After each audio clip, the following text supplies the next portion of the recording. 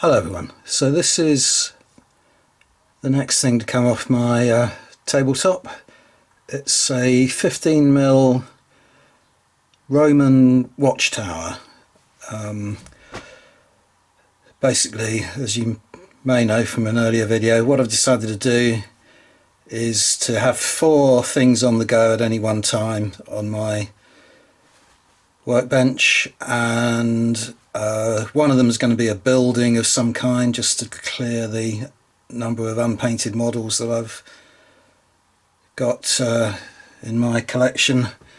And another's going to be a 15mm project, another's going to be a 28mm project, both figures those, and the final one is always going to be the Crimean War until I've got 2 armies painted up for that. So this was quite an easy thing to complete. Didn't take too long to paint up. As I say, it's 15mm. Let's put some 15mm, they're Peter Pig Roman figures next to it to give you an idea of its size. Yeah, it basically comes in a number of pieces, and I had the foresight to realise it would be easier to paint if I painted the stages first of all and then glued it all together. But what I failed to do was realise that it was going to be, if I put these railings on it and then painted the middle section, it might be a little bit harder to do, and I did that. So I recommend painting the whole thing individually if you're going to put this together. It comes, it's from a company called Forged in Battle, who do quite a nice collection of buildings for Roman, Middle Eastern, sort of Celtic and Dark Age type villages and that kind of thing. But they do a lot of Roman buildings.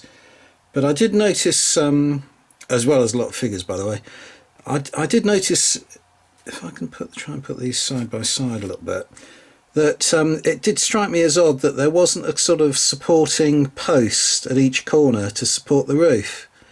And if you can make out, it's not a particularly good picture, but on the black and white photograph that comes on the box, it has in fact got that.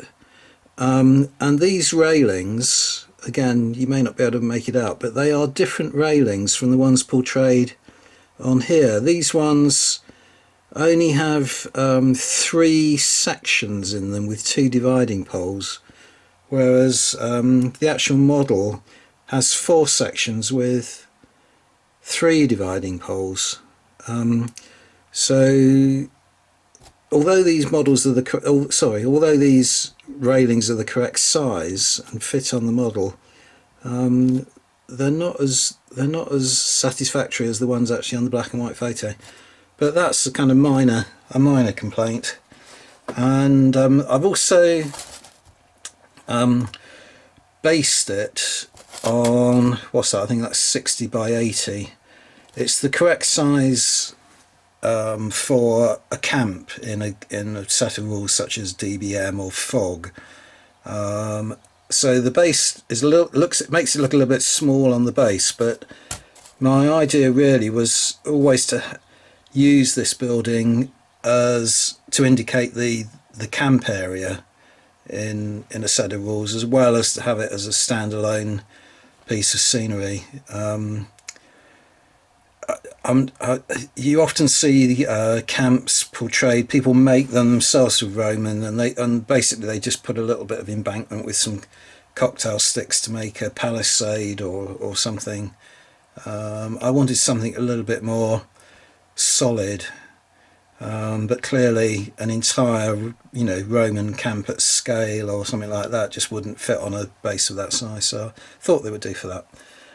So anyway, there we go. That's the latest thing to come off the workbench, and I've already decided which building in my collection I'm going to paint up next. And whereas this was quite a simple thing to do, the next thing is an absolute beast, and I won't tell you what it is, apart from it's a 28mm building, and I bought it a long time ago. Can't remember how long ago, but it's no longer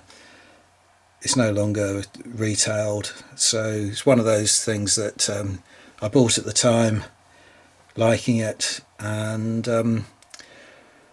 glad I did, because it's not available any longer. And what I'm going to do with that one is actually film my progress on it, and put the whole thing up as a completed video at the end, rather than show it to you in stages. So it might be a while before you see that completed. There we go. Anyway, just it's no longer a short video, but I intended it to be. So thanks very much for watching, everyone. See you on the next video. Bye for now.